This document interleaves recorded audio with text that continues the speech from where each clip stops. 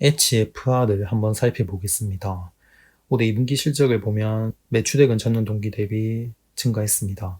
세후이익도 큰 폭으로 좀 개선이 될 것으로 예상이 됩니다. 그리고 투자자본은 매출액을 하회하고 있지만 하지만 그만큼 수익성은 꽤나 높은 모습입니다.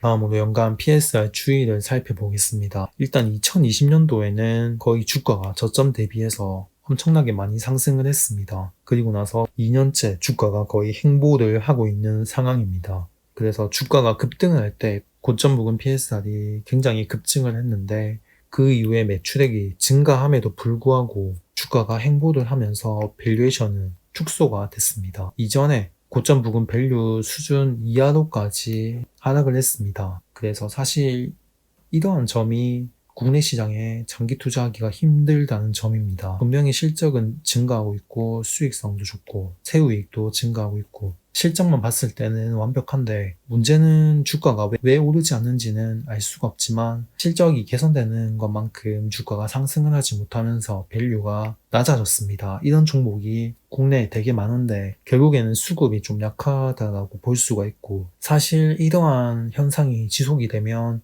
결국에는 실적이 꺾일 때는 주가가 버티지 못하고 하락을 하게 됩니다. 그래서 실적이 좋다면 누군가는 매수를 해서 이렇게까지 높은 밸류를 받았으면 최소한 절반 정도는 유지를 하는 선에서 움직여야 하는데 그렇지 않다면 좀 조심을 해야 합니다. 다음으로 최근 12개월간 PSR 추이를 살펴보겠습니다. 고점 부근 PSR은 1.8, 저점은 0.8, 표준 편차는 0.2입니다. 현재 주가 기준으로 해서 PSR 밸류에이션 값은 다음과 같습니다. 현재 주가 35,100원 선이고 PSR 밸류에이션 기준 위로는 37,800원, 아래로는 33,200원 선입니다. 현재 고점 37,850원 선을 찍고 조정을 보이고 있는데 일단은 PSR 밴드 37,800원 선이 강력한 저항대가 될 가능성이 있습니다. 물론 이제 33,200원 선을 이탈하지 않는다면 다시 또 37,800원 선까지 저항을 확인하러 갈 가능성이 있긴 하지만 좀 주의를 해야 할 것 같습니다. 다음으로 연간 PER 값은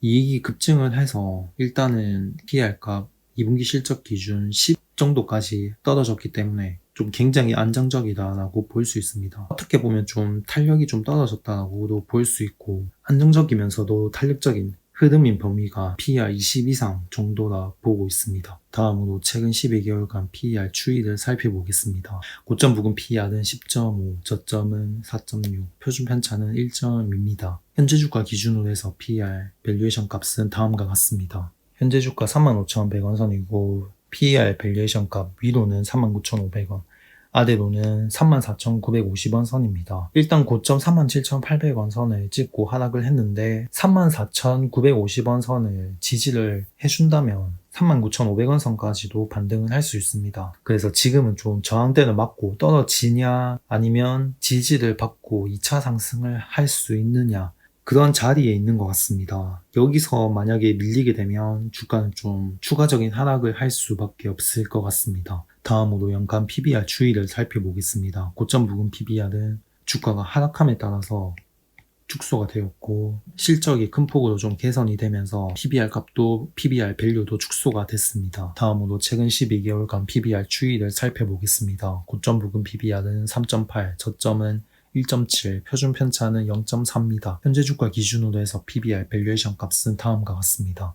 현재 주가 35,100원 선이고 PBR 밸류에이션 값 위로는 35,200원, 아래로는 36,000원 선입니다. 지금 현재 35,200원 선을 아쉽게 이탈을 한 모습인데 일단 여기를 다시 바로 회복을 하는지를 지켜봐야 할 것 같고 35,200원 선을 지킨다면 39,800원 선까지는 반등을 하지 않을까 생각합니다. 그래서 어지간하면 정고점을 확인하러 갈 것 같긴 한데 지금은 좀 흐름이 애매한 상황입니다. PSR 값 기준으로는 직전 정고점 37,800원 선을 확인을 하러 갈 가능성이 조금 있고 PBR 밸류에이션 값 기준으로는 되게 좀 아슬아슬한 상황이라고 볼 수가 있고 PBR 값으로는 지지를 좀 해줬으면 하는 가격대를 좀 이탈한 상황입니다. 사실 결국에는 큰 그림을 보자면 일단 밸류가 축소가 되는 국면이기 때문에 엄청난 호재가 있지 않는 이상 밸류가 추가적으로 확대될 가능성은 낮다고 볼 수가 있고 확대가 된다 하더라도 그걸 유지할 가능성 또한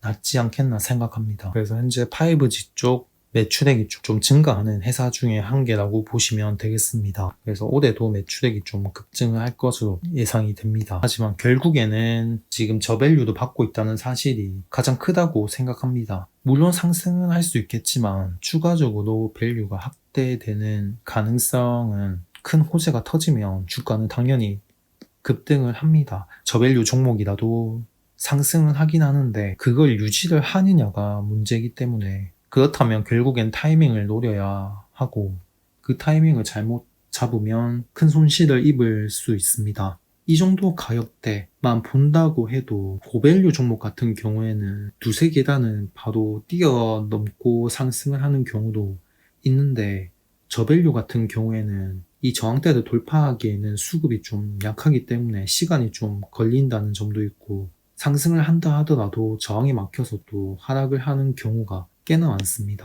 그래서 오히려 저밸류 종목들의 변동성에 더 유의를 해야 합니다. 영상은 여기까지 하겠습니다. 끝까지 시청해 주셔서 감사합니다.